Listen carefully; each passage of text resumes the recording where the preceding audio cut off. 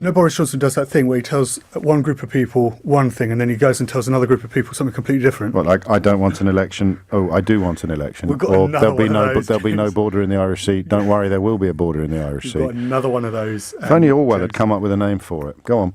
What's the name? Well, it's doublethink, isn't it? Or double speak. Double speak. So Boris Johnson in the summer told conservative audience members, as he was seeking to become the Conservative leader and Prime Minister, that cutting corporation tax usually raised more tax because then people weren't trying to avoid corporation tax, therefore they're more likely to pay corporation tax, therefore you can increase receipts coming into the Treasury, and therefore the government ends up with more tax. So I heard Andrew Leadsom make that argument this morning. Cut taxes and you raise more. Yes, it's the Laffer curve. Yeah. And you have this peak where you're having a laugh. If you tax too much, then you're not going to raise it because people go elsewhere and they don't pay their tax. Yes. So anyway, he's changed his mind now. When did Andrew Leadsom say what she said that you heard her say? About 8:10. Right, okay. Well, at about 11:10, Boris Johnson changed his mind and he said actually he's not going to cut corporation tax next year because it's due to be cut from 19%. This isn't funny. Sorry, mate. I know we're about to start chuckling, but this isn't funny. This is a general election period in which a key player is contradicting himself frequently.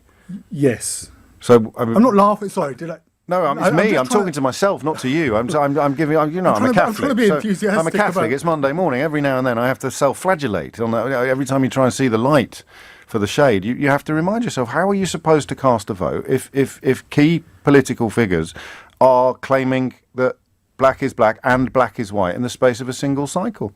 I don't know. Anyway, so Boris Johnson then says he's not going to cut corporation tax, which is due to be cut from 19% to 17% next year. It's already down from 28%.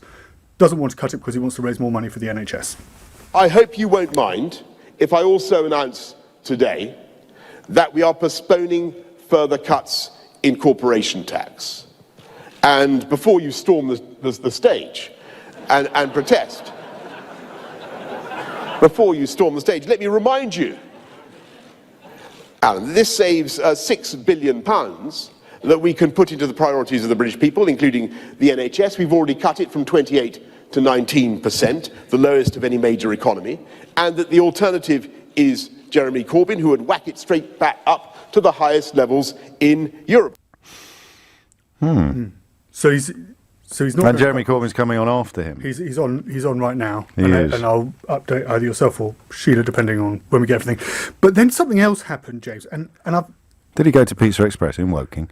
No. Oh. Pizza Express in Woking sort of came onto the agenda because Sam Coates, the Deputy Political Editor of Sky News, he asked a question and asked Boris Johnson to comment about Prince Andrew. Does the Prime Minister, as the country's most senior elected politician, have anything to say about the Prince Andrew interview? And Boris Johnson says that he's not going to get into talking about the royal family. And then John Allen, who is chairing events and president of the CBI and also the chairman of Tesco, then finishes with Boris Johnson with the questions from the journalists and starts taking questions from the floor, from members of the CBI, business people. Yes. And he says this. Right, can we now move on to general questions, please? If you've got a question, raise your hand. You should get a paddle and a microphone, and then please state who you are and who you're representing, and please no questions on the royal family. That gets tedious after a while. Number one over there, I think. Gets tedious after a while. Well, it's not. I thought I was expecting more. I've got to be honest. From the look for people in not with the benefit of being in the room, Theo had a look on his face that suggested to me that something also. I thought you were going to do the bit about where he got caught off microphone making comments about immigration. Where they agreed. Yeah. I thought that was more shocking. But it's a CBI, mate. Why would the CBI want to ask the Prime Minister about the royal family? It's business stuff they want to ask about. No? But the country's most senior politician... OK, I'm not. This isn't a criticism of Boris Johnson, but he's being asked about Prince Andrew. He doesn't answer the question. And then the fellow says, they don't try worry. and say, don't ask about this anymore. I'm less shocked than you. I don't know why. Maybe I'm missing something here. I was, however, shocked by the bit caught on mic that you're not shocked by. Well, he's just saying, don't worry, we agree on this, we've got the same policy. or we can make it work They haven't together. got the same policy. He's saying that don't worry, we think. No, the words are quite important here. He said something like, "We think we can make your immigration idea work," which is not what you'd call a Which is ringing not vote what- of confidence. Which is not what Caroline Fairbairn, The actual chief the executive of the CBI, the one whose position is kind of full time and because she says she worries about the fact that the points-based system means that you won't necessarily get people in who It don't. doesn't mean anything. The points-based system does it any more than get Brexit done means anything. Australia has per capita 3 times the immigration that we have. But the point of the point-based system is that it locks people out from certain industries if you don't have enough points, and therefore you can't get into the country in order to work in the country. And if it locks people out in certain key sectors, let's say the hospitality sector, then those employers who the CBI represents can't get the people they need in order to fill those jobs.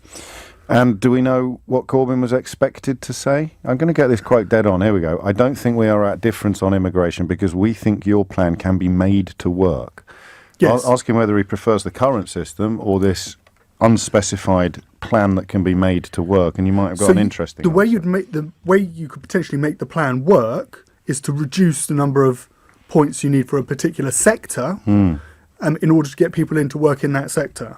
So the idea of having to have a job in place or find one within 3 months, which we can do as members of the European Union anyway. So say you have a... Just 80-20, the breakdown between non-EU immigration and EU immigration. 80% of it comes from non-EU countries currently. So that would be under any system that they introduce. Which you can already do. Unbelievable.